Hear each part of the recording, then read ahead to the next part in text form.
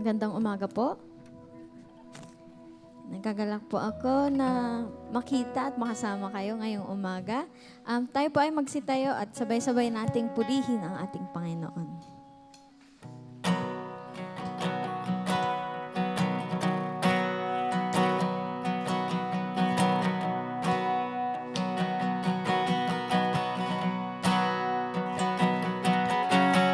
Mula sa pagsikat hanggang sa paglubog ng araw, ang ngalan mo, Jesus, ay papupurihan.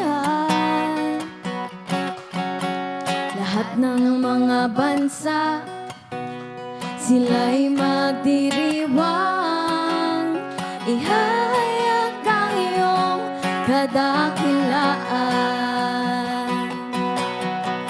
Mula sa pagsikat hanggang sa paglubog ng araw, ang ngalan mo, Jesus, ay papupurihan. Lahat ng mga bansa, sila'y magdiriwang, ihahayag ang iyong kadakilaan. Ang ngalan mong banal ay aming sasambahin. Lahat ng iyong mga ginawa ay sasambitin. Ang kabutihan mo ay aming aawitin. Ang pag-ibig mo ay hindi magmamaling.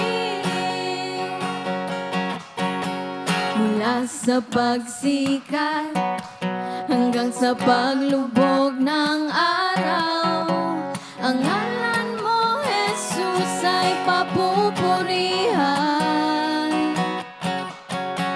Lahat ng mga bansa, sila'y magdiriwang, ihahayag ang iyong kadakilaan. Ang ngalan mong banal ay aming sasambahin. Lahat ng iyong mga ginawa ay sasambitin. Ang kabutihan mo ay aming aawitin. Ang pag-ibig mo ay hindi magmamaling. Mula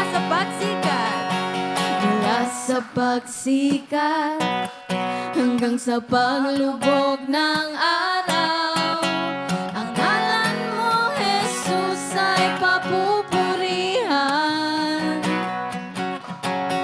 Lahat ng mga bansa, sila'y magdiriwang, ihahayag ang iyong kadakilaan. Ihahayag ang iyong kadakilaan. Ihahayag ang iyong kadakilaan.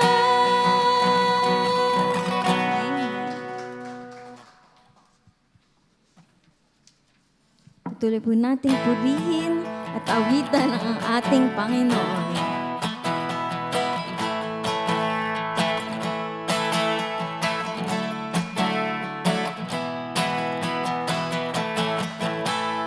Tayo'y magpuri sa Diyos na dakila.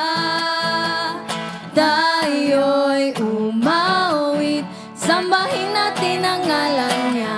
Umawit ng hallelujah, umawit ng hallelujah, umawit ng hallelujah, purihin siya.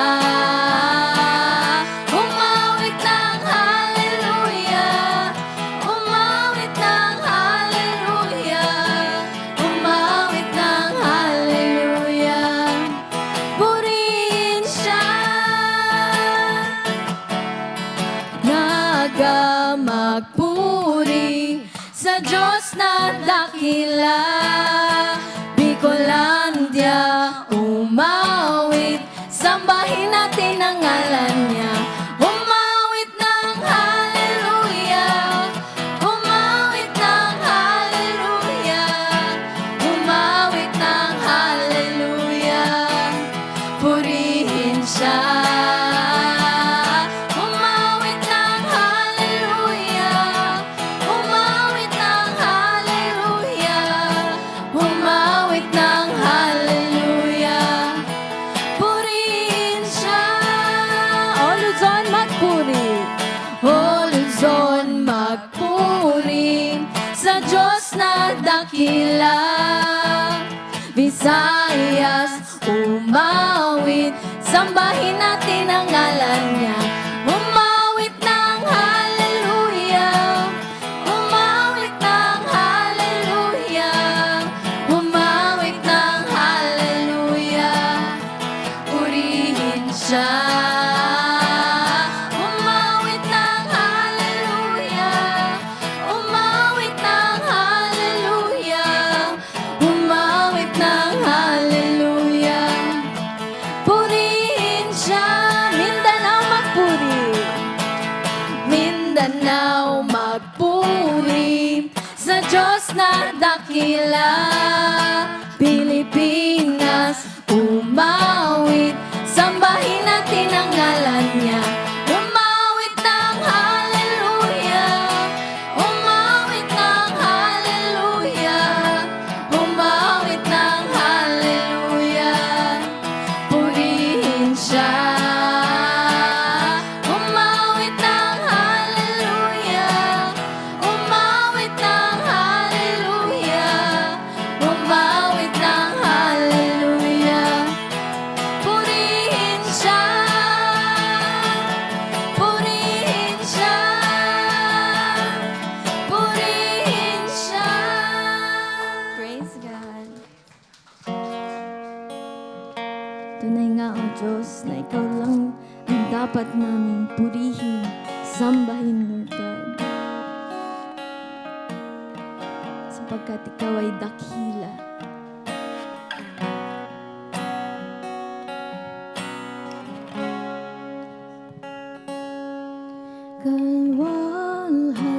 Kalwalhatian mo at kagandahan mo, sa'yo'y nagagalak, lahat nagagalak, at sa liwanag mo dilim ay nalaho, nayanig sa tinig mo, nayanig sa tinig mo. Dakila ka, lahat ay awitan ka, pagkat dakila ka, O Diyos, dakila ka, dakila ka, dakila ka, lahat ay awitan ka, pagkat dakila ka, O Diyos, dakila ka.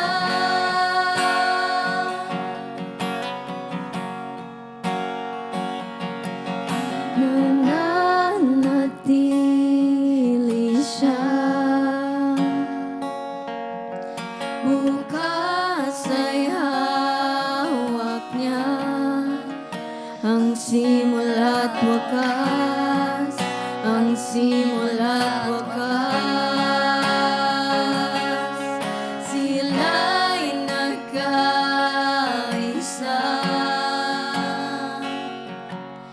Espiritu at Ama, si Kristo na alay, Leon ang kapara.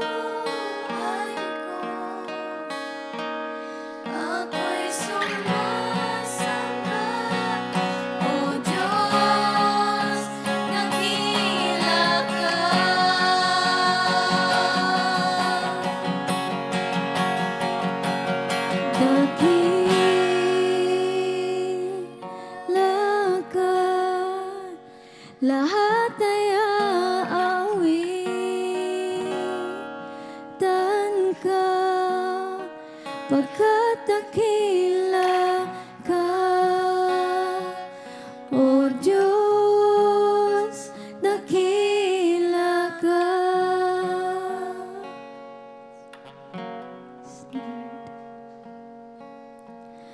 Dakila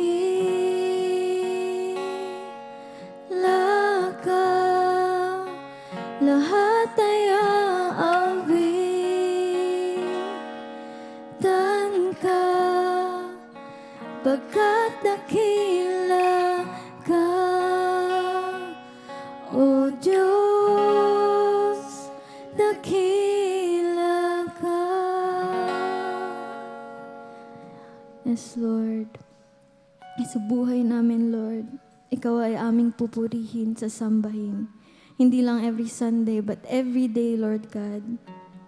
Sapagkat Ikaw ay dakila, worthy, Lord God, of all the praises, all the highest praises, the honor, the adoration, Lord God, na aming mabibigay, Lord God.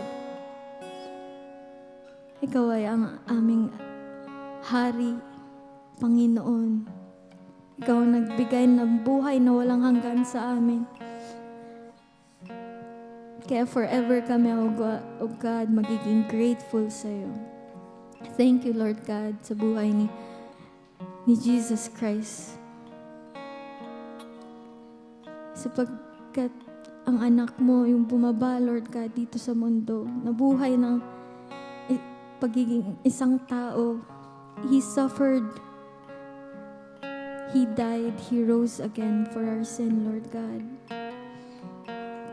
Para walang bisa, Lord God, yung kasalanan at kami ay magkaroon ng buhay na walang hanggan, nakasama ka. Salamat, Panginoon. Salamat, Lord Jesus. Thank you, Lord God. In Jesus' name, Amen.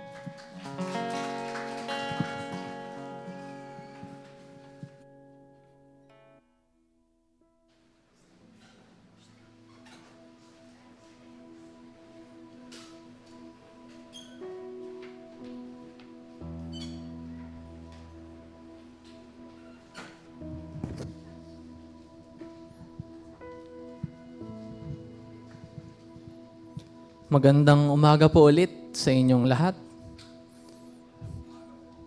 Welcome po tayong lahat sa GCF Naga, Tagalog service tuwing linggo, alas 8 po ng umaga, dito sa may 3rd floor, Magsaysay. At ngayon po ay gusto lang natin kilalanin kung meron po ba tayong first time na dumalo sa GCF o isang beses pa lang na nakakadalo. Kung meron man po, pwede po ba kayong magtaas lang ng kamay para kayo ay aming makilala at mabati. So, yun. Hello po, sis. Welcome sa aming church. Palakpakan po natin ang Panginoon. Sige po. Maaari na po kayong umupo. Meron pa po ba sa kabila? Ayun, sis. Yun. Welcome po, sister, sa aming church. Tagalog service. Dito po. Meron po ba sa kabila? Sige, kung wala po, ay yan. Welcome po ulit sa church namin at inaasahan na makita namin kayo ulit sa susunod na linggo.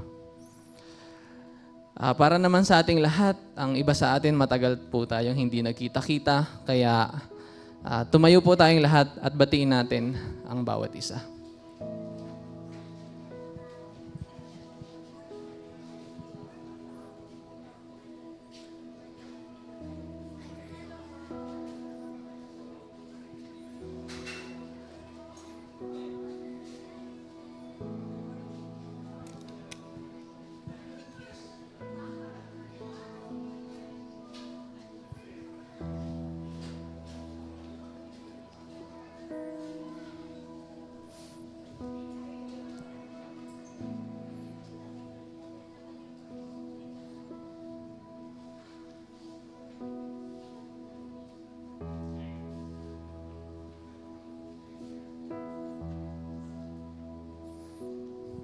Ngayon naman po ay kung meron kayong nakikita o napapansin na may bakanteng upuan sa inyong unahan, pwede po kayong umabante ng Yan, umabante sa mga may bakante pong upuan para sa mga huling darating ay madaling sila makaupo at para hindi po tayo maistorbo habang tayo ay talagang taimtim nakikinig sa Panginoon.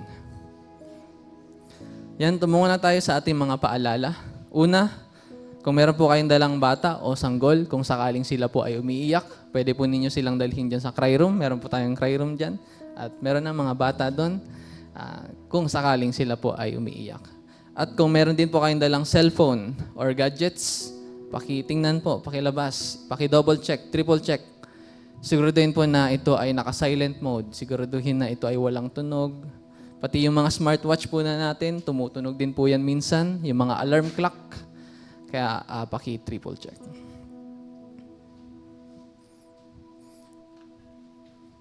Tumungo na po tayo sa ating announcement. Meron po tayong 4 na anunsyo. Una ay WIT Conference, Women in Touch, Single and Married.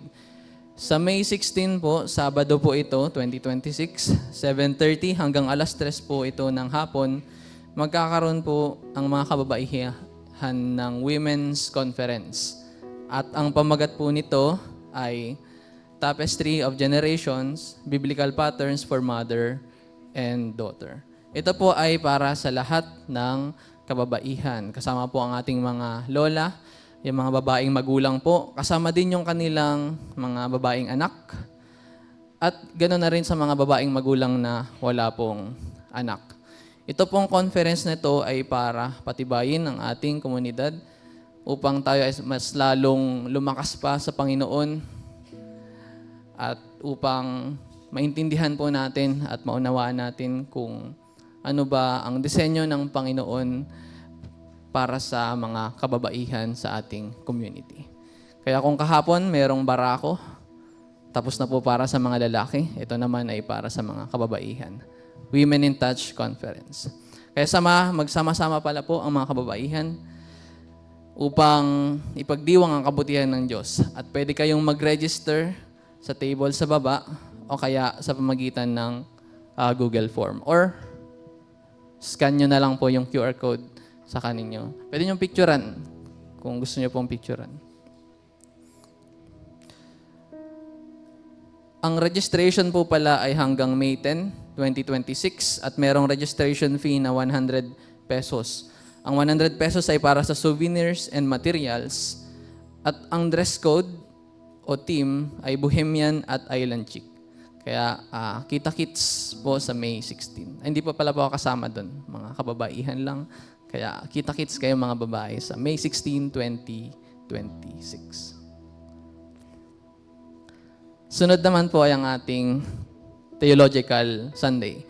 Bilang parte ng ating pagsusumikap na maging handa para sa trabaho na ibinigay sa ating ng Diyos, magkakaroon tayo ng isang beses sa isang buwan para sa equipping class na ginaganap. Ito ay gaganapin 2nd linggo ng buwan. Dito ay pag-aaralan natin kung paano mag-aral ng Biblia, paano tayo magbahagi ng Ebanghelyo, yung mabuting balita ni Kristo sa ibang tao, sa ating mga kapamilya, kakilala, mga kaibigan, at iba't iba pang paraan kung paano tayo magiging epektibong trabahador para sa ating Panginoon o para sa Kanyang kaharian. Kaya samahan niyo po kami sa paparating na equipping class sa May 10. 2 p.m. po hanggang 5 p.m. At ito ay Sunday. Ito ay bukas para sa lahat po. Kung member kayo, pwede kayong pumunta. Kung hindi po kayo member, pwede rin.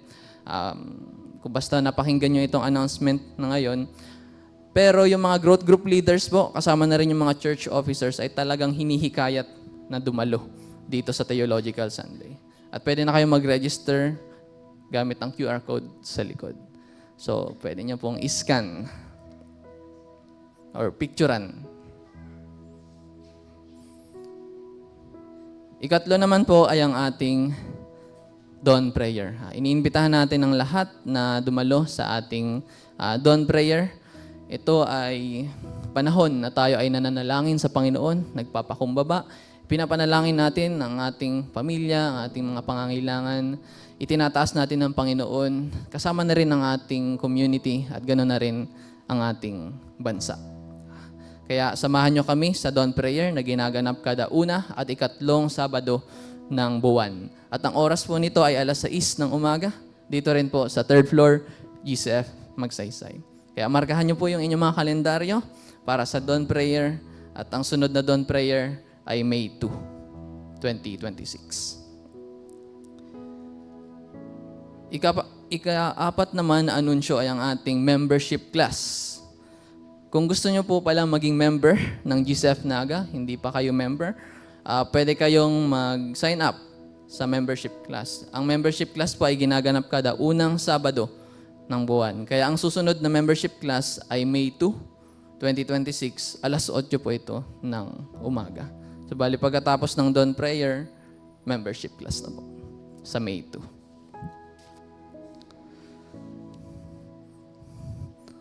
Ayan lamang po at tumungo na tayo sa panalangin pastoral. Kaya tawagin ko na po si Elder Doy para sa panalangin.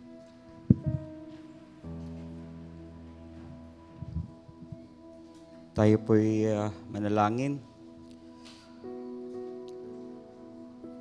Aming Diyos Ama, maraming salamat sa umagang ito.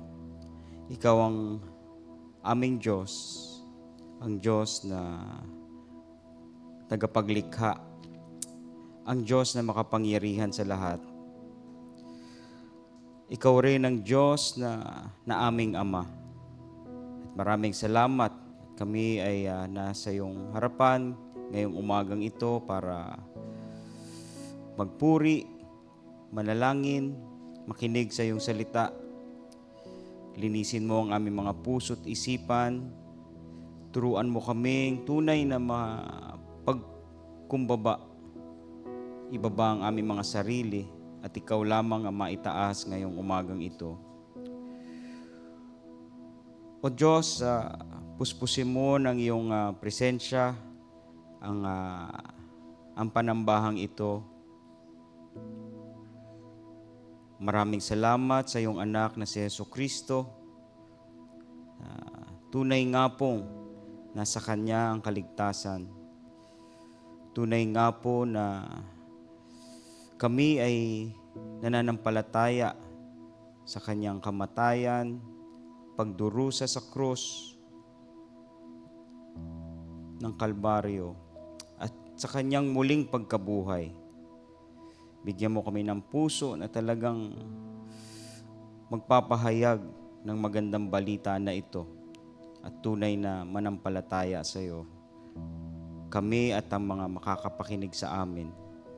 Pananampalataya na magdudulot sa amin na kami ay magsisi sa aming mga kasalanan. Maraming salamat, Panginoong Jesucristo, sa iyong ginawa.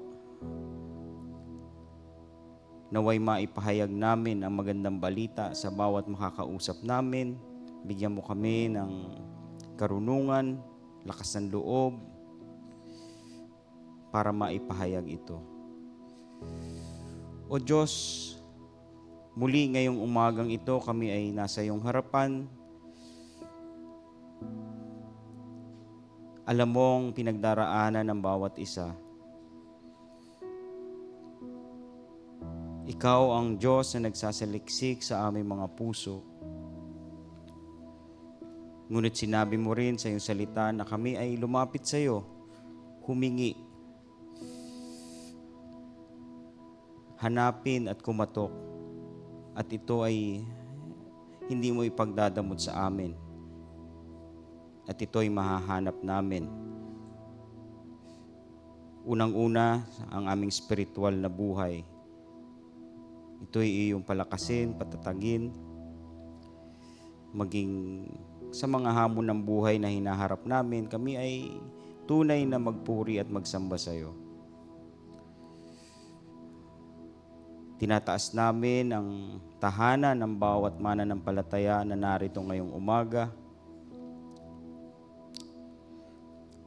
Ikaw po ang Diyos na nagpapagaling. Pagalingin mo ang anumang karamdaman na meron sa mga tahanan, maging ang mga kamag-anak namin, maging simpleng sipon o ito man ay isang cancer na napakahirap harapin. Inaasa na po namin ito sa iyo, Panginoon. Ikaw ang Diyos na nagpapagaling, nagpapalakas ng aming pisikal na katawan.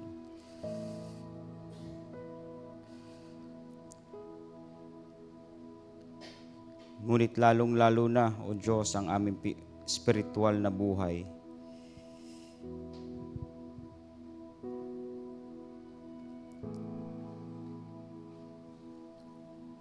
O Diyos, alam din po namin na alam nyo na ang aming mga pangangailangan bago pa kami humingi. Kayo ang mag-provide para sa aming mga pamilya.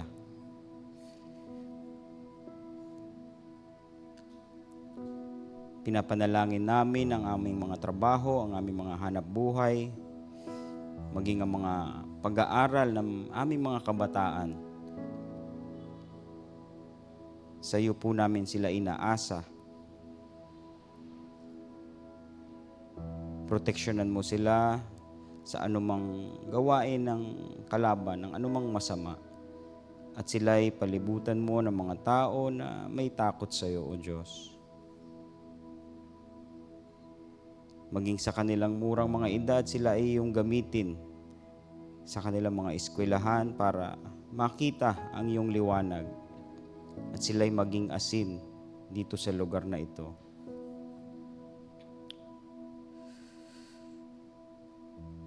Tinataas po namin sa iyo ang aming bansa na dumadaan sa krisis, gawa ng gyera. Inaasa po namin sa iyo, O Diyos, ang lahat ng bagay na ito.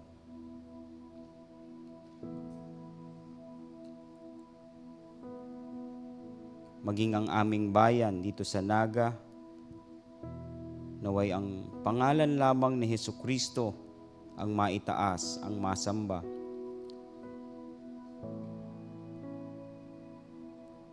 Na walang mas makapangyarihan na pangalan kaysa sa pangalan ng aming Diyos na si Hesukristo. Tanggalin mo or wasakin mo, O Diyos, ang idolatry sa lugar na ito. At naway ang mga tao ay tunay na manampalataya sa iyo. Tinataas namin ang bawat mananampalataya. Maging dito sa GCF Naga, gamitin mo ang bawat isa sa amin dito sa lugar na ito, sa syudad na ito. Tinataas namin ang aming community, ang aming senior pastor, ang mga elders, mga deacons, mga volunteer ushers, at maging ang bawat manggagawa na ginagamit mo dito sa harapan ng music ministry. Tinataas namin ang bawat growth group, ang bawat house church, na kami maging maingat sa pag-aaral at pagtuturo ng iyong salita. At ang bawat miyembro dito na kami linggo-linggo dumadalo, kami ay iyong gabayan.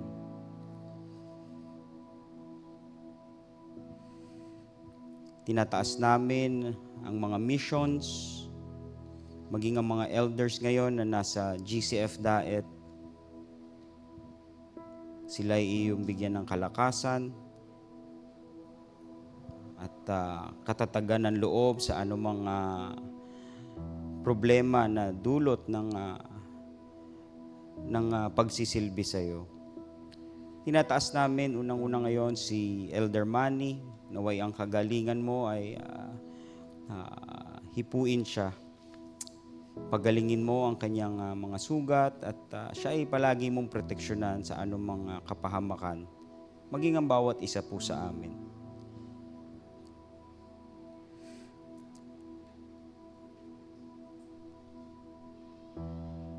Muli, Panginoon, sa bawat gawain ng bawat simbahan na may tunay na paniniwala sa iyo ay iyong gamitin ngayong araw na ito na ang gospel mo ay maipahayag dito sa Pilipinas at maging sa ibang bansa, O Diyos. Lalong-lalo na sa mga bansa na bawal man lang banggitin ang pangalan ni Hesukristo.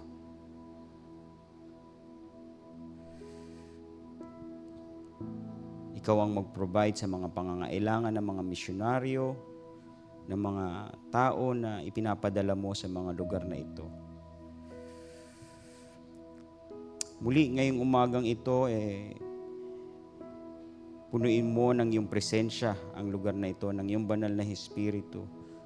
Maging ang magsasalita ngayon sa harapan na magtuturo ng iyong salita. Balutin mo ng iyong presensya ang aming pastor na pakikinggan. Gabayan mo siya at siya'y gamitin mo para sa iyong kaluwalhatian, O Diyos. Maraming salamat po, naway maging katanggap-tanggap sa inyo ang aming pagsamba ngayong araw na ito at sa mga susunod pang araw. Maraming salamat po, O Diyos. Sa pangalan ni Jesus. Amen.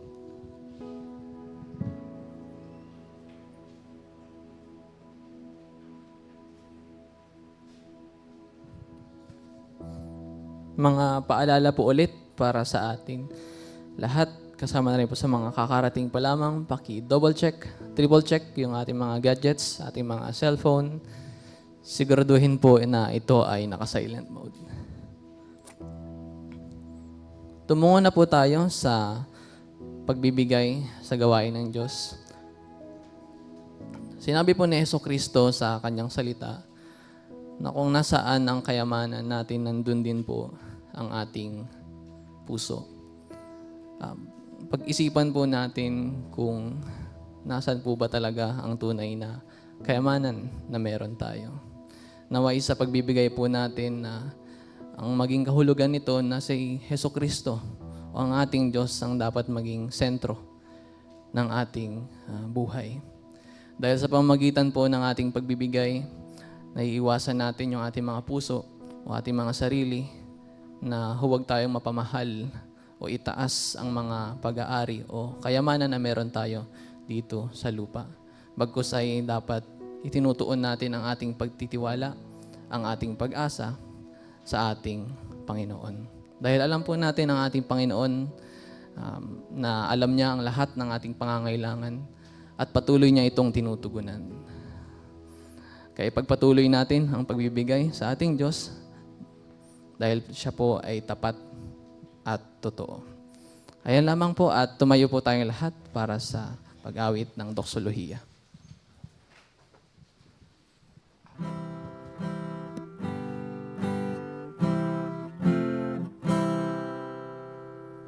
Ang Diyos ama'y papurihan,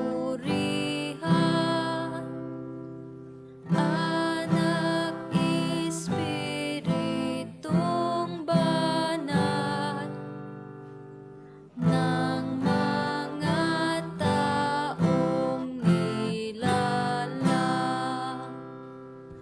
at ng buong kalangitan. Amen.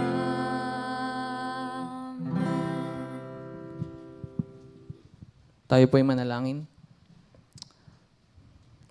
Panginoon, papasalamat kami sa araw na ito. Dahil binigyan po ninyo kami ng pagkakataon na makapaglingkod sa inyo, na makapag-ambag sa paglaganap ng inyong kaharian. Salamat Lord dahil patuloy ninyong pinoprovide ang aming mga pangangailangan. Naway Lord sa mga tithes and offering na binibigay namin, patuloy ninyo itong gamitin upang patuloy na lumaganap ang aming simbahan at maraming tao pa ang makakilala sa inyo at matuto ng inyong salita. Pagpalain niyo po kami, Panginoon, sa mga nagtatrabaho, patuloy na bigyan ng lakas, maayos na kalusugan, sa mga nagnenegosyo, pagpalain niyo po, Panginoon, ang kanilang mga business na marami pang customer ang bumili.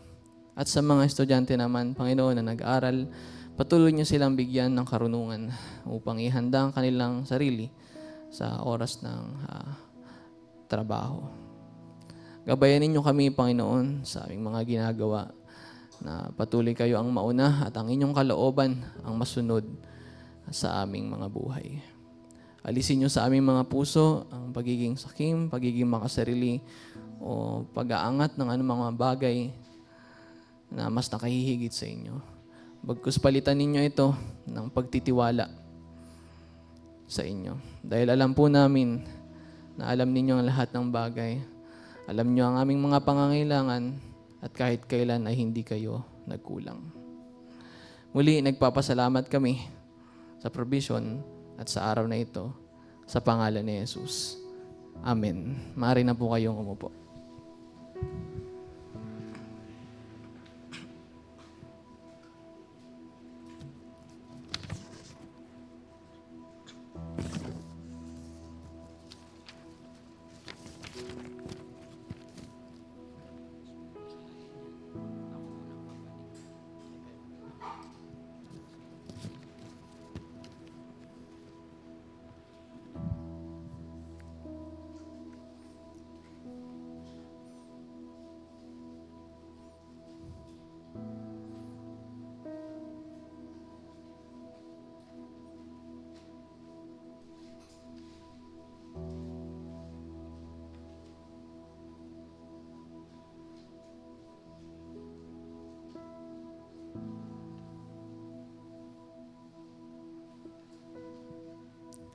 Tumungo na po tayo sa pagbabasa ng salita ng Diyos. Ang ating pong babasahin salita ng Diyos ay nagmula sa aklat ng Roma, Kabanata 1, talata 16 hanggang 17. Ulitin ko po, Roma, Kabanata 1, talata 16 hanggang 17. Kung kayo po ay may dalang Biblia, makipagbukas po kayo sa akin sa aklat na nabanggit at basahin po natin ito ng sabay-sabay.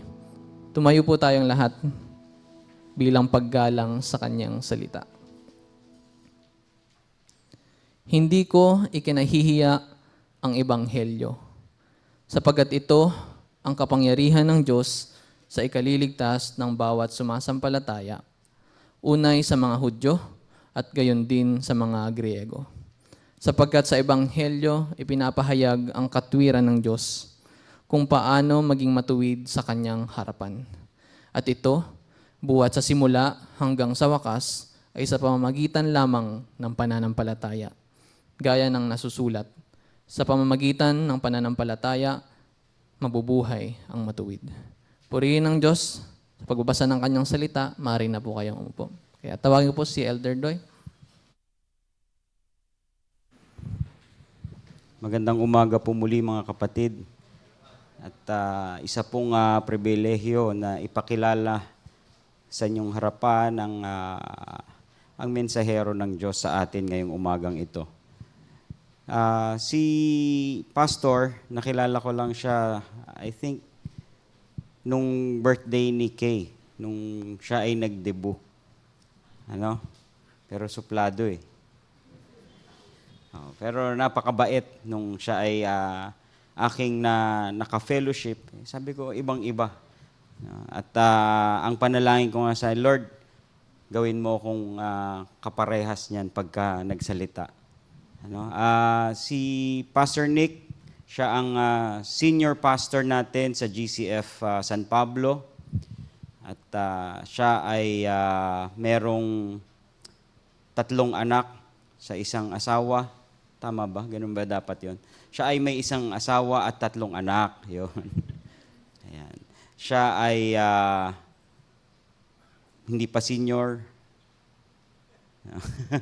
Siya ay matalik na kaibigan ng mga elders ni Pastor Ed Pilapil. Sila ay matagal na magkakasama. Siya rin po ang isa sa mga tumayo dito sa pulpito na ito nung tinatayo at nung ibinuksan ng GCF Naga. No? So, mas nauna pa po siya sa ating lahat dito. Siya ang isa sa mga pundasyon. Hindi naman. So, praise God sa buhay ni Brother Nick.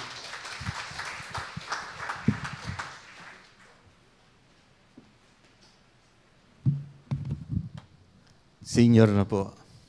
Okay. May ipapalabas lang po. And,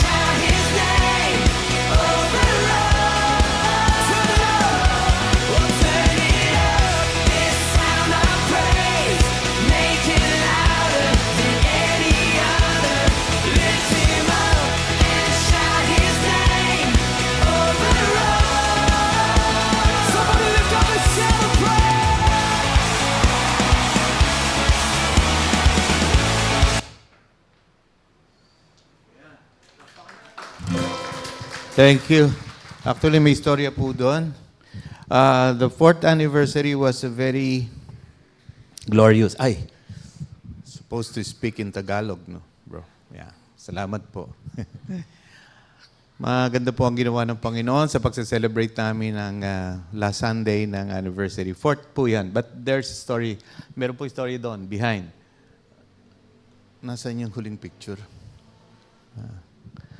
Papaliwanag ko, long short, no? Istorya.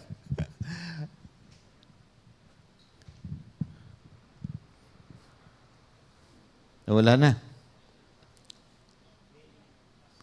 Oh, ito. Hindi po. Yung, yan, huli. Yan. This more than 20 years, 25 to be exact, in the making. No po, kami po nagkakilala ni Pastor Ed nang kami galing sa Alabang, bumalik na kami sa Los Baños. Doon na po nagpatuloy ng pag-aaral ng mga anak namin. From Alabang, medyo nagkaroon po kami ng mga problema, particularly po aking sa negosyo, kaya bumalik kami. Doon po ako naghanap ng church. Pero kami po ay nagsimula ng church sa Alabang with GCF Metro. South Metro po ngayon yun, GCF Alabang. At isa kami sa mga naunang naging kasama doon sa pag-launch po noon. At mula doon, lumipat po kami sa Los Baños. Pero naghanap po kami ng church na masasamahan. At doon nga po namin nakilala si Pastor Ed. At naipakilala rin sa amin, siyempre, si Tatay Ed. Ed din, no po. At naimbita kami nila because we became friends at makakasama na kami doon sa church. Naimbita po kami sa launching ng GCF Naga 2003. Andito po kami, the whole family. Kaya sabi ni Doy, nung itinayo nag-launching ang GCF Naga, kasama po kami.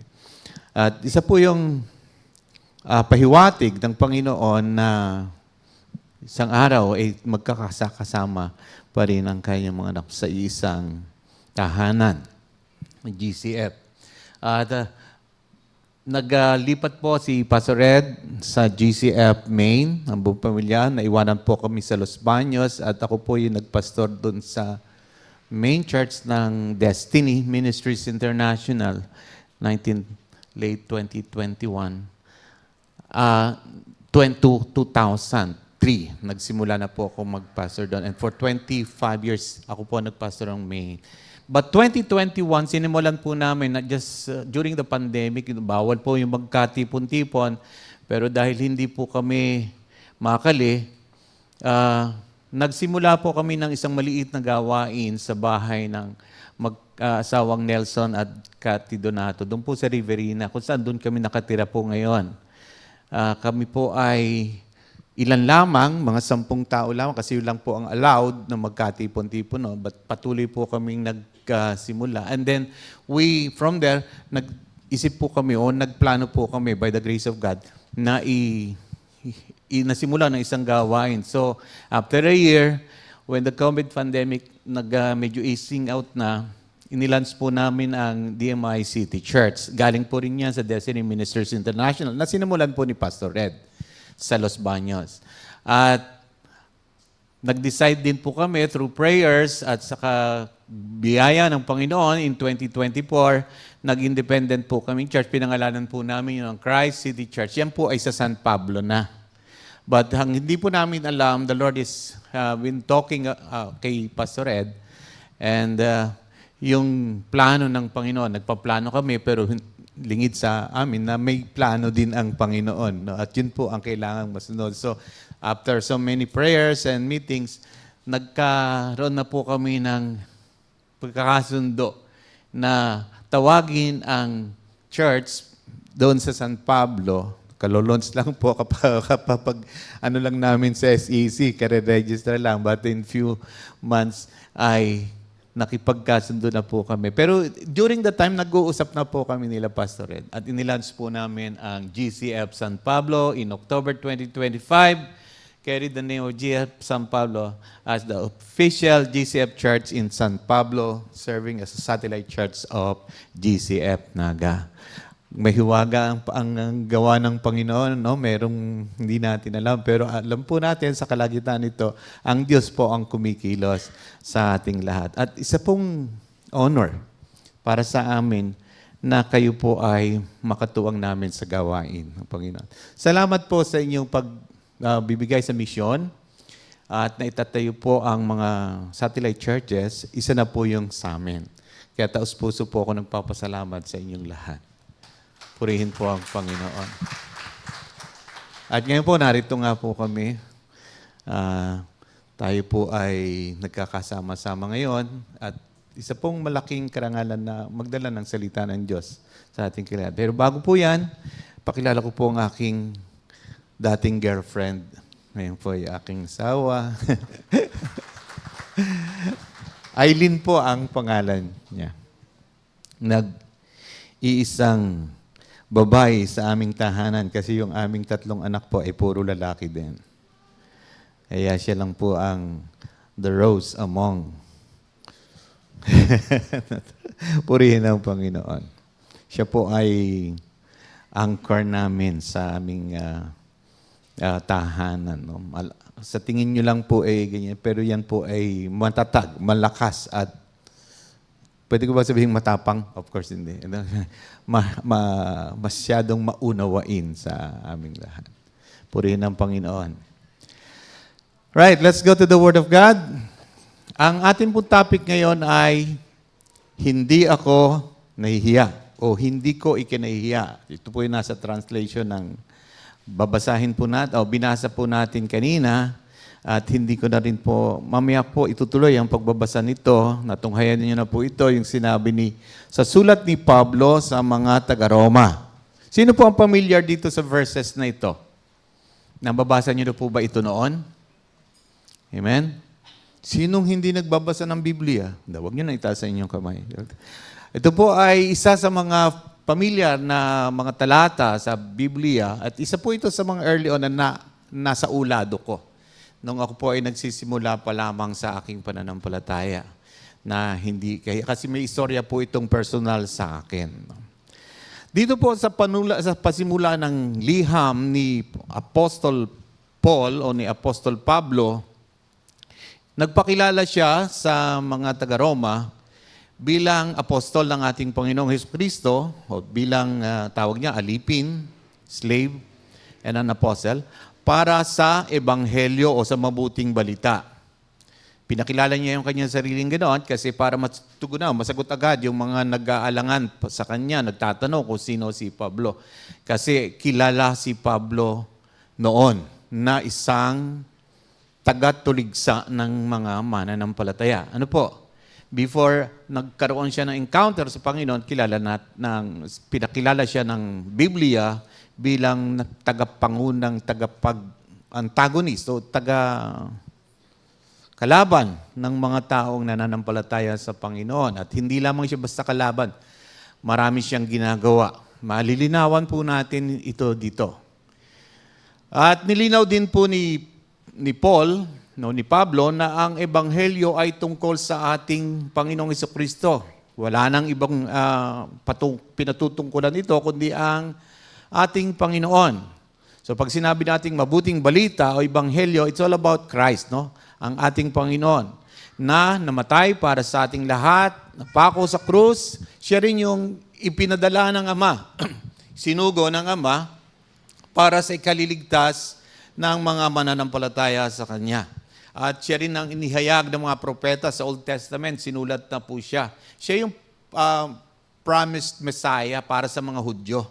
At sa buong sanlibutan, ang sinumang mananampalataya sa Kanya ay makakatanggap ng kapatawaran at ng buhay na walang hanggan.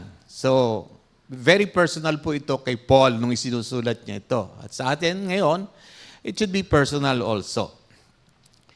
Pinaliwanag din po ni Pablo na ang ebanghelyo ay tungkol sa muling pagkabuhay o hindi lamang yung kamatayan ng ating Panginoon, yung kaparaanan ng pagtubos niya sa atin, yung sakripisyo na ibinigay niya para sa atin, yung kanyang buhay, yung kanyang dugo na nabuhos sa Kalbaryo, sa krus ng Kalbaryo para sa kapapatawad ng kasalanan, kundi ang isa sa pinakamagandang balita ay ang muling pagkabuhay ng ating Panginoon. Ito po yung nagbibigay sa atin ng pag-asa na isang araw tayo, kahit mawala na tayo sa mundo ito, tayo buhayin pa rin Panginoon para sa buhay na walang hanggan. No? Makapiling siya sa buhay na walang hanggan. So mahalaga po ito na part ng Ebanghelyo ang muling pagkabuhay ng ating Panginoon. Tinawag ni Pablo ang mga mananampalataya sa Roma na minamahal ng Diyos, the beloved of God. At tinawag din silang mga banal. No? Ibang mga sulat ni Pablo, ang address niya sa mga mananampalataya, sa mga banal, sa Roma, sa mga banal, sa ibang lugar na kanyang binuksan, ng mga churches. So, ang tawag sa mga mananampalataya ay pinaging banal, no? Mga banal. Pakitingnan niyo nga yung mga katabi niyo, mga mukha bang banal lang. Ayan. Huwag lang kayong magtawagang Santo Doy, o pag nagkikita kayo, Santo Doy, nakakahiya naman nata. Ano ba? Pero sa katotohanan po, talaga tayo ay, strictly, biblically speaking, tayo po ay pinapaging banal ng ating Panginoon. Kailangan makuha po natin para yung buhay natin, mailapat natin doon. Yun po ay isang katotohanan na binigay sa atin ng Panginoon at ang salita ng Diyos para po sa ating uri ng pamumuhay. At tayo po ay tunay na minamahal ng ating Panginoon katulad ng mga sa iglesia ng Roma. Dito inihiyag din ni Apostol ang hangarin niyang bumisita sa Roma at ipangaral doon ang Ebanghelyo. Hindi lamang yung nais, hindi lamang yung wishful thinking, sana makarating ako sa Rome. Sino ba sa inyo nag-aahangad na makarating sa ibang bansa? Marami sa atin siguro nakapag-abroad na. Ano po? Sino naghahangad sa inyo na makarating sa Israel? Kami rin. Sama-sama na tayo magplano.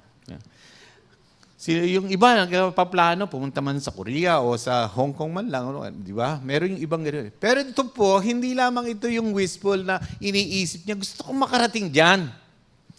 May marubdob na damdamin si Paul sa kanyang puso na puntahan ang Roma.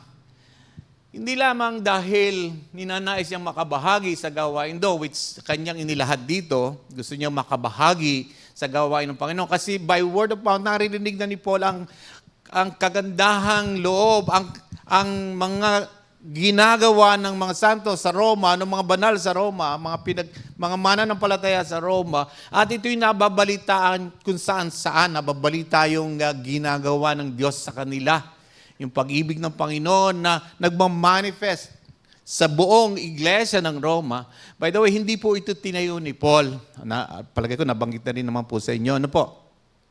Kaya yung ganun yung kanyang, ganun hindi lamang yung nagwi-wish siya, kundi yung talagang, there is this longing. Merong pagnanais sa puso niya na marating niya ang Roma. Pangalawa, alam po ni Paul na ito na yung huling stop niya sa kanyang missionary journey. Dito, tinupad na rin nung makarating siya sa Roma, tinupad na rin ng Panginoon ang kanyang pangakong iharap siya sa mga magistrates at sa emperor. At alam din ni Paul na ito na yung lugar na kung saan ibubuhos na niya ang kanyang buhay, ibibigay na niya ang kanyang buhay, at doon na siya mamamatay para sa gawain ng Panginoon. Kaya sinabi niya, by my way to Spain, no? Pagpunta ko sa Spain, dadaan ako sa inyo. Ganun karubdob ang aking hangaring makarating sa inyo. At makabahagi ako sa gawaing ginagawa ng Diyos sa inyo. At magkaroon din ako ng pagbabahagi ng mabuting balita upang sa pamamagitan nito ay may maligtas din, may maidagdag din ng Diyos na naliligtas sa pamamagitan ng paggamit niya kay Paul. That is, yung puso niya marubdob na nagnanais. Alam din ni Paul, the way, hindi po ito sabi dito, pero sa pag-aaral po ng mga theological scholars, o mga biblical scholars, yung pong Spain, na huling pupuntahan ni Paul, yun na po yung huling bansa o bayan na kanyang pupuntahan sa kanyang journey at dadaanan siya sa Rome. Hindi niyo po makikita ang salitang Spain doon sa pag ipinalat po niya yan sa isang mapa. Ang pangalan po ng Spain noon ay Tarshish. Kung maunawaan po niyo at kung sasaliksikin, ang pinuntahan ni Paul, yung kanyang buong missionary journey ni Paul, ay yung buong mapa na nalahad ng mga lugar doon sa Acts 2. Kung saan nanggaling yung mga Hudyo na nakipag-celebrate sa araw ng Pentecostes sa Jerusalem. At sila po yung mga unang naligtas. Remember that day, nung nagsalita si Pedro, 3,000 yung naligtas. Karamihan po dun mga lalaki. Kasi ang Pentecostes, sineselebrate po yan, required ang mga lalaki.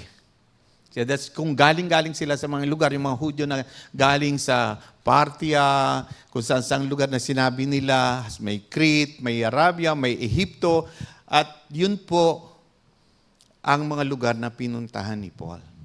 Kaya nung huling bayan na yung pupuntahan niya, yung Spain, sinabi niya, dadaan na ako sa Rome. He knows. Pero makikita po natin dun yung pagnanais ni Paul na magkabahagi ng gawain ng Panginoon. Sana desire din po natin, no? Na kahit tayo lagi nagpupunta sa church, desire din po natin na makabahagi tayo sa gawain ng Panginoon. Kasi may plano po ang Panginoon sa buhay natin. Hindi po niya pinalano na ikay maligtas lamang at umupo dyan tuwing linggo, kundi ikaw ay makabahagi sa kanyang gawain. At least in our own little way. Tayo ay makapagdala din ng kaluluwa sa Panginoon at may maligtas din. Ang Panginoon ang nagliligtas, tayo po ay ginawang tagapagbahagi ng salita ng Diyos. At makikita po rin natin sa sulat na ito yung pagnanais ni Paul. Pinahayag din niya yung hangarin na ito.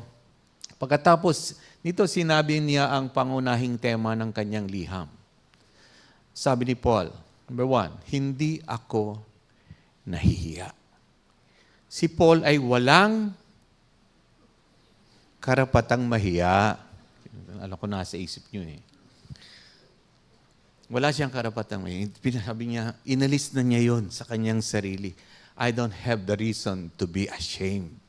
Bakit kaya ito sinabi ni Paul? Sinabi ni Pablo, may pananagutan ako. I am obligated, under obligation. May pananagutan ako sa mga tao. Yan man ay marunong o mangmang, kulang sa pinag-aralan, ang ibig sabihin, yan man ay mga maginoo, matitino, or mga sanggano. Mga barbaro. Sabi niya, ako ay obligated na ipangaral sa kanila ang salita ng Diyos. At gusto rin niyang maihayag yon sa Roma. Particularly sa Roma. Yun po yung pagnanais ni Paul. Kasi ito pong Roma, alam natin na sila yung nagpako sa Panginoong Hesus. Amen po ba? Ang masaklap nito, si Paul, nung hindi pa siya mananampalataya, nung siya ay pariseyo pa lamang, kabilang siya sa mga grupo ng mga taong nagnanais ng patayin ng Panginoon. At kaya sinabi niyang nihiya, kasi sinabi ko kanina, personal ito kay Paul, kasi ang pagpapako sa krus, na perfect po ito ng Romans. Hindi lamang ito kaparusahan para sa mga kriminal, kundi ito'y talagang isang torture at nagdadala ng kahihiyaan.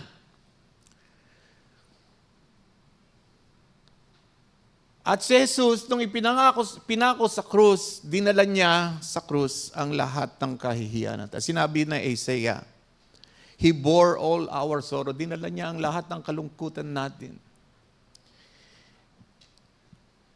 And all our shame. Siguro, ang sa isip ni Paul, isa ako sa mga naging dahilan. Meron si Paul na ginagawa sa pagtuligsa niya before na maging Kristiyano siya, before na magkaroon siya ng encounter sa Panginoon, sa ating buhay na Panginoong Hesus, sa daan sa Damascus, at lagi niya itong inuulit sa Ebanghelyo o sa Book of Acts, sa kanyang pangangaral. Meron siyang ginagawa para ipatigil ang pagkalat ng mabuting balita. Hinuhuli niya ang mga mananampalataya at dalawa lang yung kanyang paraan. Ang una ay i-torture sila, patayin sila, pahirapan. Pangalawa ay hiyain. Shame. Iba, dinadrag niya sa kanilang mga tahanan, inuhubaran, kinukulong, sinasamsaman ng mga ari-arian. At ang isang mananampalataya ay nilalagay talaga sa isang kahihiyaan. That's why this is so personal to Paul. Kaya nung siya maging mananampalataya, sabi niya, hindi ako mahihiya. At sinasabi niya sa mga mananampalataya, there is no reason for you also. Wala kayong karapatan ngayon, wala rin kayong dahilan para ikahiya nyo ang mabuting balita ng kaligtasan sapagkat ito ang bumago, ang kapangyarihan ng Diyos para baguhin ang isang tao. Hindi ito kinahihiya ni Pablo. Isa sa mga dahilan kung bakit hindi kumakalat na mabilis ang mabuting balita ay dahil nahihiya ang mga mananampalataya. My own personal experience. Matagal na akong naging Kristiyano, 16 years old pa lang ako, tumanggap na ako sa Panginoon, nalaman ko ng mabuting balita. Pero dahil ako'y nahihiya at ayokong may masabi sa akin mga kaibigan ko, lalo na sa high school, sa kolehiyo, ayokong sabihin nila na ako'y mananampalataya, ay hindi ko sinasabing ako'y Kristiyano. At ako ay secret agent.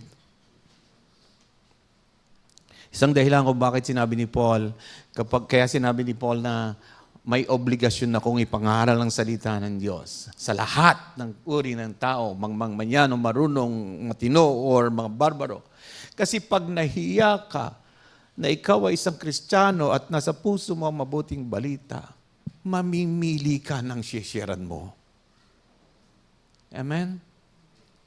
Ayaw mo kasing mapahiya. Kaya minsan ang pinipili mo, ay alam mo yung taong, ito maintindihan ako nito. Ito, teka, hindi muna. Pagtatawanan ako nito. O, baka kung anong sabihin.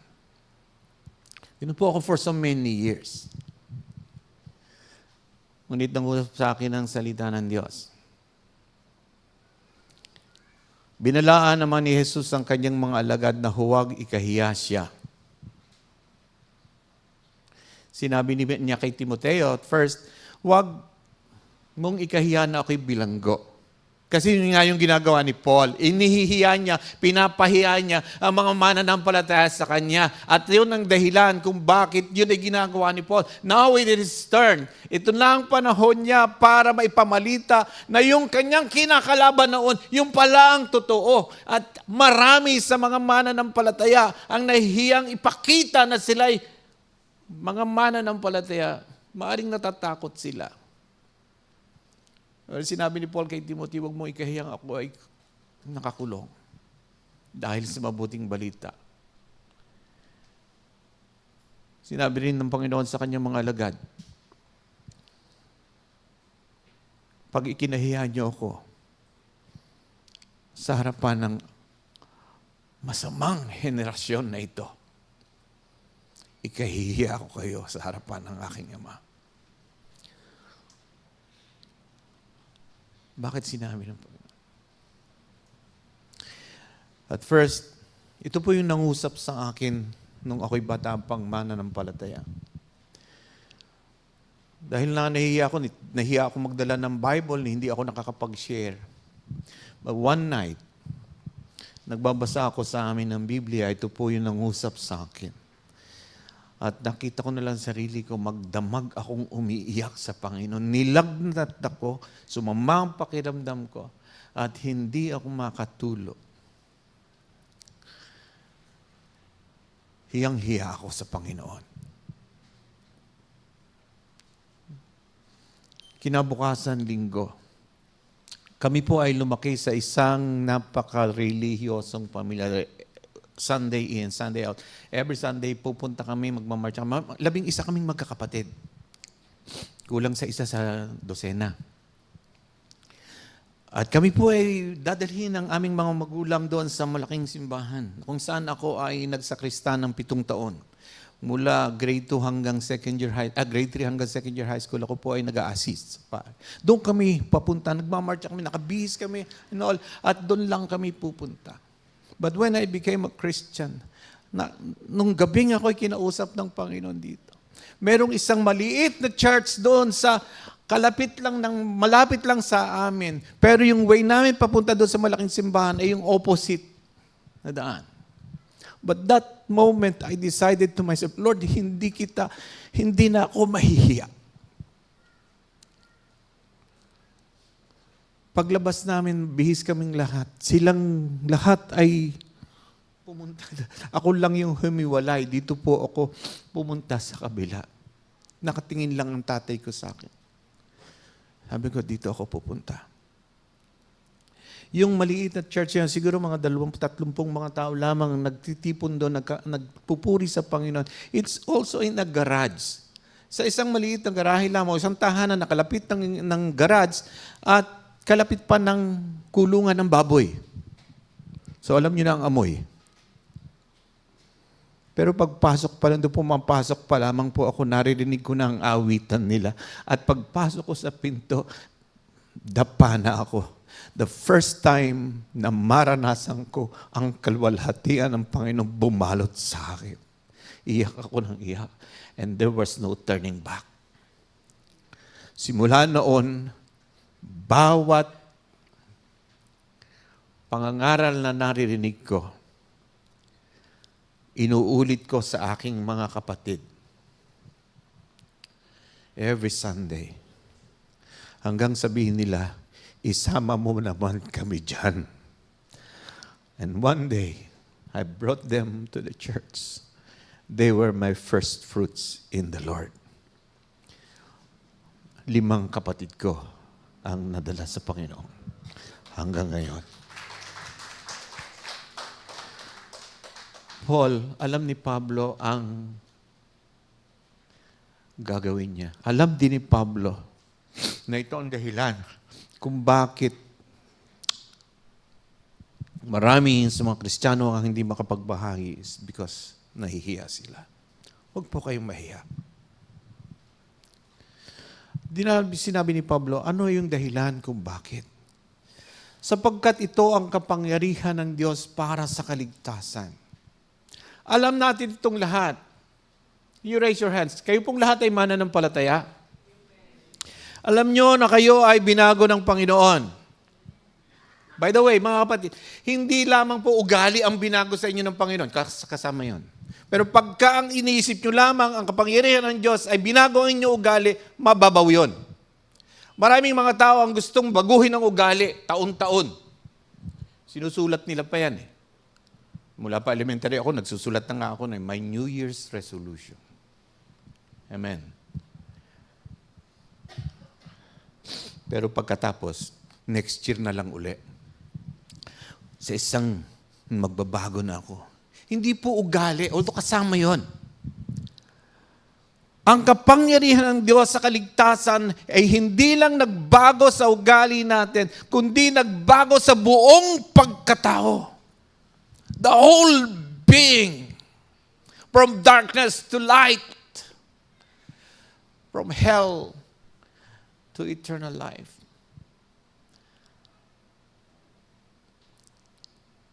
Hindi lang tayo na-transform, tayo ay na-regenerate. Ang sino mang na kay Kristo Jesus ay isa ng bagong nilalang. Ang lahat ng luma ay lumipas na at ang lahat ay binago niya. When you look at yourself, you must look at yourself the way Jesus looked at. Kailangan tingnan natin sa sarili natin. Pagtingin natin sa sarili natin, kung paano tinitingnan tayo ng Panginoon, pinaging banal. Not only transform, hindi lang tayo na-transform ng pag-uugali natin, kundi tayo na-regenerate. Binago ang buong pagkatao. Ito po yung sinasabi ni Paul na kaligtasan. Maraming taong gustong mabago ang ugali. May kanta pa nga dyan. Gusto kong bumait, pero di ko magawa. Alam niyo po ba yan? Ang kapangyarihan ng Ebanghelyo lamang ang makapagbabago sa atin. Pero hindi lamang po ugali. Kasama yon. Yun ang ebidensya na tayo binago ang buong pagkatao sa Panginoon. World apart po yan. Ang sabi ni Peter, sa panulat ni Peter, kayo ay piling bayan. Piling lahi. Saserdote ng ating Panginoon. Inilipat kayo sa kadiliman patungo sa kanyang kahanga-hangang liwanag. Amen. Sabi ni Paul sa isang liham niya, binanggit niya sa Efeso, you are darkness. Kayo ay hindi nga niya sinabi, you belong to darkness. Ang sinabi ni Paul, kayo'y kadiliman. Ngunit ngayon, kayo ay liwanag. Amen. Kapangyarihang magligtas, bumago sa buong pagkatao natin.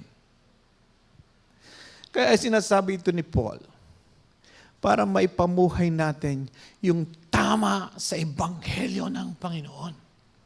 We're telling the Romans, sinasabi niya sa mga banal sa taga-Roma, this is how you will live.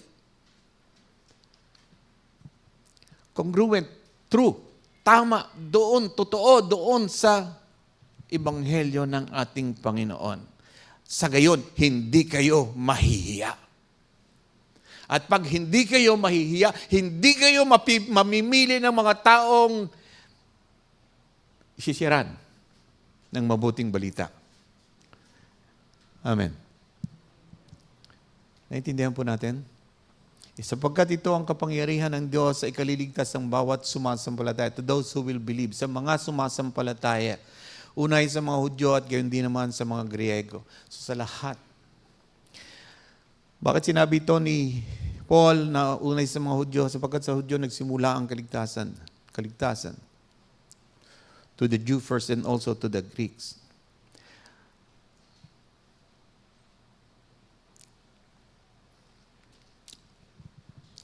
Alam natin ang Ebanghelyo ay paraan para sa kaligtasan ng lahat. At ang kaligtasan ay dumating sa lahat ng mga nananampalataya. Pakitingnan niyo ulit yung mga katabi niyo.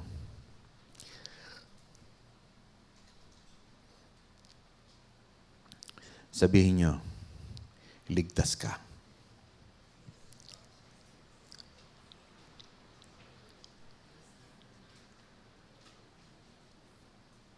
Sabihin mo doon sa sinabihan, ikaw din.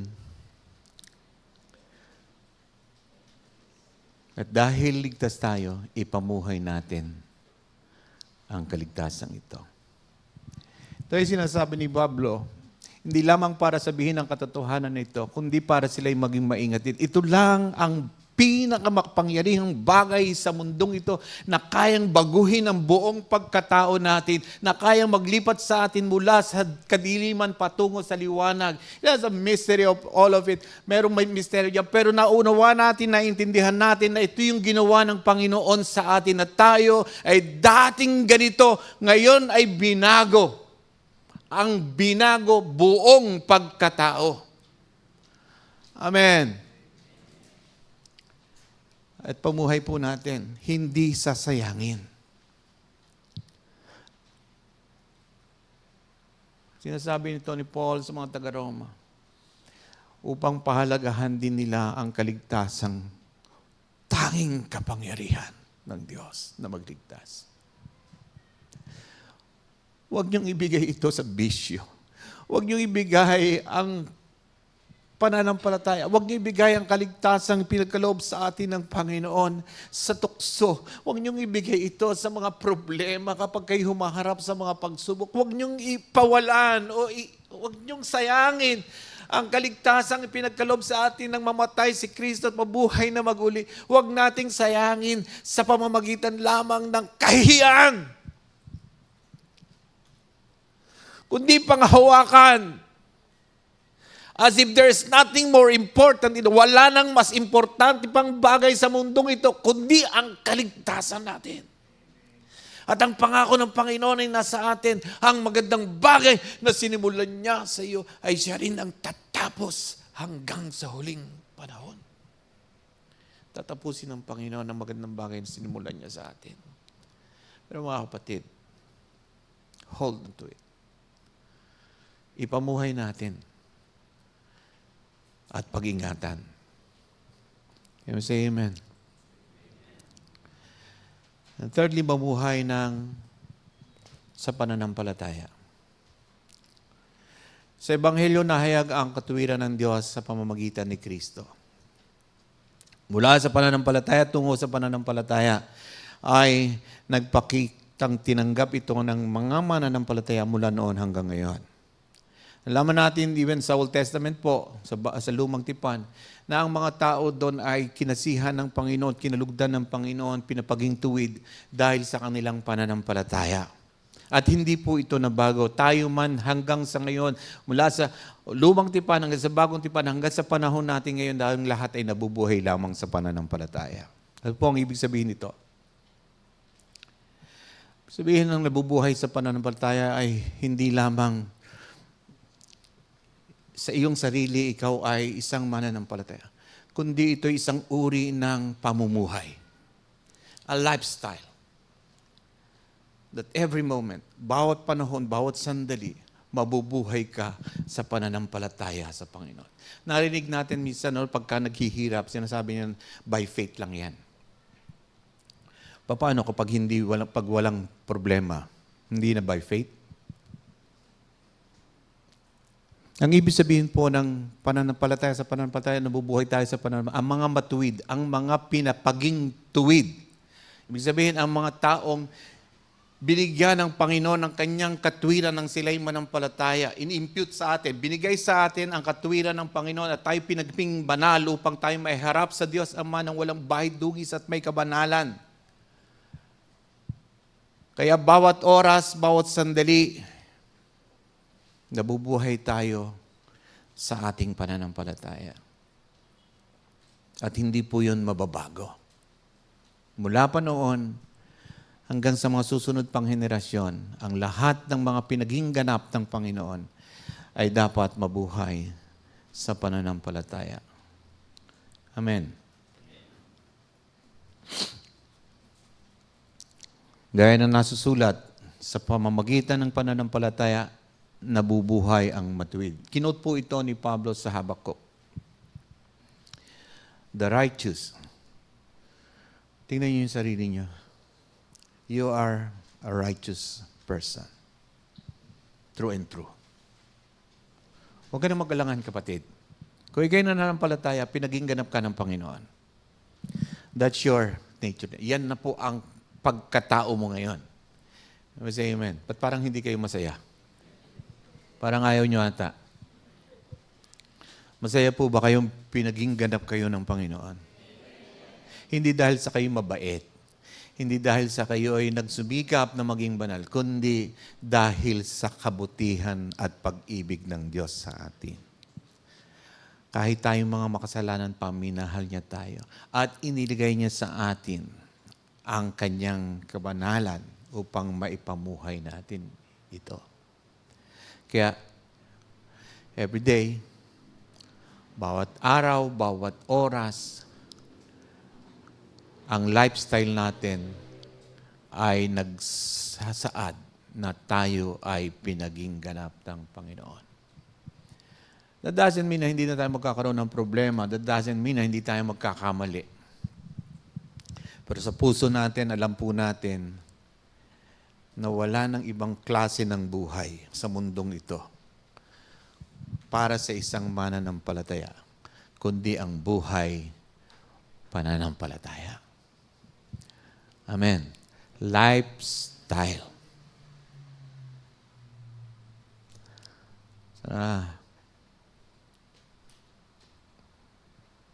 Isipin natin na sa atin lagi ang Panginoong sa pamagitan ng banal na Espiritu at kakayanin natin ang lumakad sa kanyang kabanalan. So, paano natin ito i-apply sa buhay natin ngayon? Now that we know, hindi tayo dapat mahiya. Huwag ikahiya. Parang ang hirap sabihin ng walang karapatang mahiya. Hindi dapat ikahiya ang bawat mananampalataya ang Ebanghelyo. The good news, the gospel, mabuting balita. Why? Dapat nating madamang tungkulin natin itong ibahagi at maging na ipahayag ito, pakinggan natin ang babala ni Kristo mismo na ikahiyan niya ang mga kinahihiyan niya. In the heart of Paul, sa puso ni Pablo, alam niyang daladala niya ang mabuting balita na ito. Kaya obligado siya. Sabi niya, obligated ako na ipangaral ito. Now, what is in your heart right now? Ano po ang nasa puso niyo ngayong daladala niyo sa inyong buong pagkatao? Ang kapangyarihan ng Diyos na magligtas, ang mabuting balita, nasa atin. Ang tatay ko po ay isang guerrilla na ikukwento niya sa amin. Alam niyo yung guerrilla? Hindi gorilla, ha? Guerrilla. Kasama siya sa mga samahan ng mga nag-alsa sa mga Hapon noon. 17 years old ang tatay ko. Sinasabi niya sa amin, kinukwento lagi niya. Ang tawag doon, hukbalahap. Hukbong bayan laban sa mga Hapon. O hindi ito inabot ng mga bagong henerasyon. Ako rin, hindi ko alam ito pero ito'y kinukwento ng tata. At sa pagkukwento ng tata ko, may pagmamalaki. Hindi siya humawak ng anumang sandata nung siya ay kasama dito. Hindi siya nakipaglabanan. Pero meron siyang ipinapagawa sa kanya. Ang tatay ko po ay courier. Pag merong gustong ipasabi ang isang kampo do sa isang kampo, sa mga bayan-bayan, ang tatay ko ang naglalakad. Dala-dala niya yon. At kapag dinala niya yon, hindi po pwedeng may makaalam. O it means, magkakaroon ng kaguluhan. Pero ganun din ang alam ng tatay ko sa puso niya na napaka-importante ng kanyang dalang mensahe. So ay gagawin niya ang lahat, ikamatay man niya.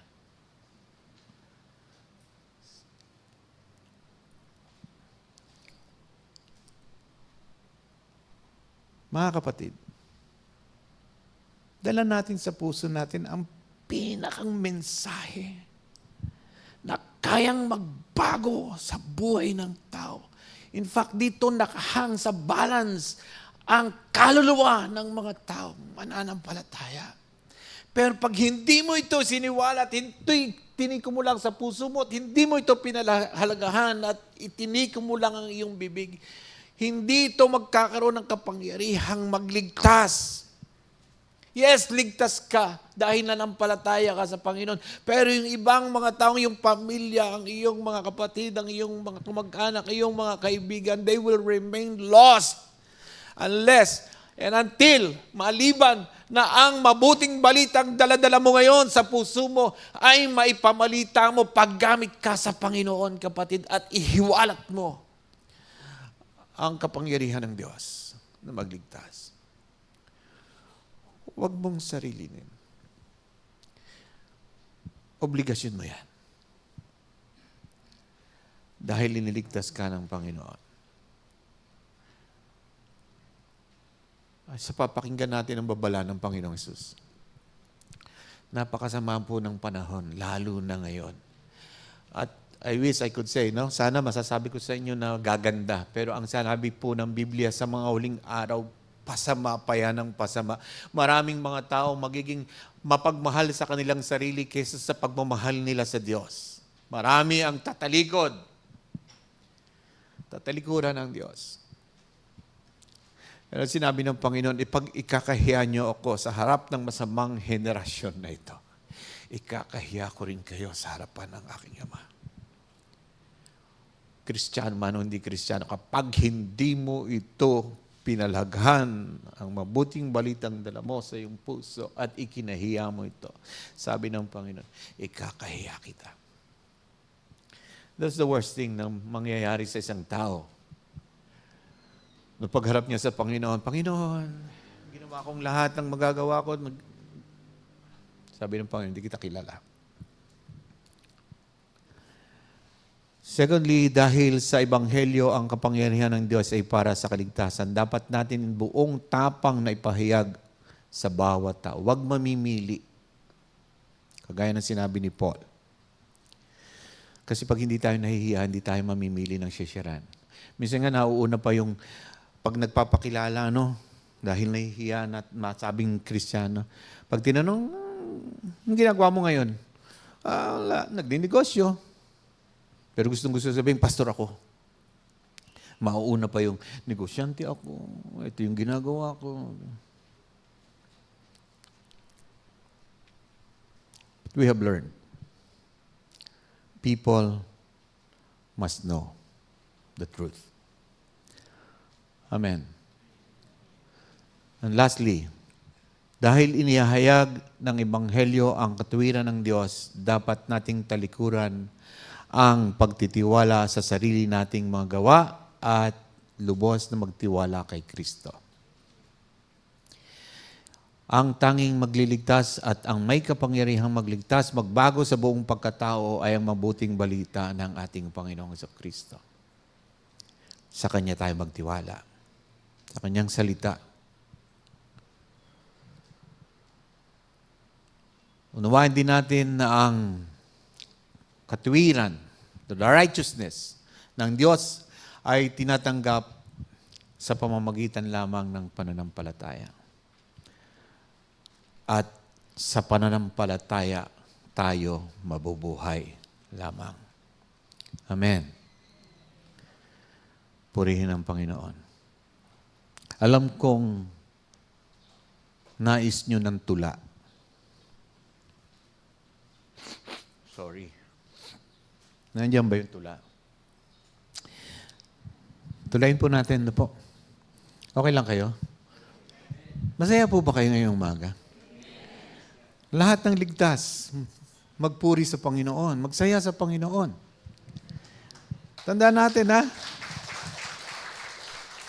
Hindi lang yung ugali natin ang binago. Although gusto natin, sana bago na ugali. Dahil Kristiyano ka na, dapat bago na ugali mo. Hindi lang po yun. Buong pagkatao, the whole being, there's a new you. Amen. Pananampalataya at katwiran. Barubdob sa puso ang obligasyong maituro. Sa mangmang at matalino, matino o sanggano.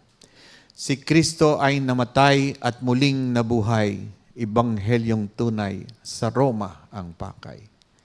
Si Apostol Pablo ipinangaral si Kristo, Hudyo man o Hentil at sa lahat ng tao. Hindi ikinahiya ang mabuting balita, kapangyarihang magligtas ng Diyos na dakila. Kaligtasan ay nasa panig ng mga matutuwid, mensaheng ipinahiwatig kay Jesus manalig. Ang katwiran ng Diyos sa atin ay pumuspos, biyaya niya'y di kapos, pag-ibig di mauubos.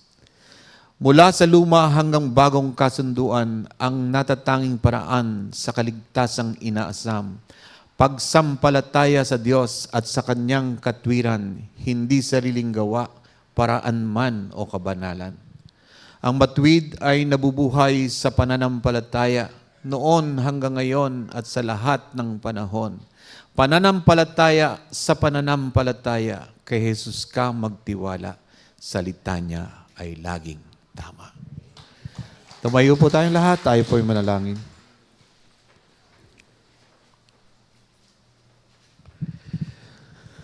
Dakilang Diyos na aming Ama. Salamat kahit sa aming panahon ngayon, natagpuan namin ang kaligtasan sa aming Panginoong Hesukristo. Nang marinig namin ang mabuting balita ng kaligtasan, sumibol ang pananampalataya sa bawat puso. At kami binago mo ang buong pagkatao. Inilipat mo kami mula sa kaparusahan ng kamatayan tungo sa buhay na walang hanggan. Tulungan mo nga po ang bawat isa sa amin, Panginoon, na mahiyag ng buong tapang, walang takot, maipamuhay ng tama ang pananampalataya. Maihayag namin sa aming mga kapwa, una sa pamilya, at sa lahat ng mga taong dinadala mo sa aming mga puso, sa aming kalagitnaan. Salamat, Panginoon, sa pananampalataya na sinimulan mo rin at alam namin ikaw rin ang tatapos nito. Ang mabuting gawa na sinimulan mo sa aming buhay ay tatapusin mo hanggang sa marating namin ng kaluwalhatian. Lord Jesus, I pray na ang katapangan ng isang nananampalataya na maihayagang mabuting balita ay mapasa amin. Buong tapang naming maipamuhay ang pananampalataya. Ito hindi po masayang. Kundi sa bawat araw, bawat sandali ng buhay namin, maipakita namin na kami ay sa iyo lamang. Na kami nananampalataya sa iyo. Sa iyong pangalan, sa iyong mga gawa, at sa iyong salita. I pray for each and every one of us here, Lord. Touch the hearts. Hipuin mo ang puso ng bawat isa. Ang kaligtasan na inilagay mo sa aming puso at ang mabuting balita na nasa amin din ngayon ay mapag-ingatan namin. May hayag ng buong tapang. Salamat sa kaligtasan, Panginoon. Salamat sa buhay na walang hanggan. Salamat. Tunay na kaibuti mo sa amin. And right now, Lord, again, sa oras na ito, muli isinusuko namin ang aming mga buhay sa iyo. At dalangin namin, Panginoon, na walang sino man sa amin ang ikahihiya na kami ay tinubos mo. Ikaw ang aming Panginoon. Ikaw ang aming tagapagligtas. At ito'y mahahayag sa lahat ng mga taong dadalhin mo sa aming mga puso. Sa iyo po ang lahat ng papuri, pasasalamat, ngayon at magpakailanman. Lahat magsabi ng Amen. Amen. Puri ng Panginoon.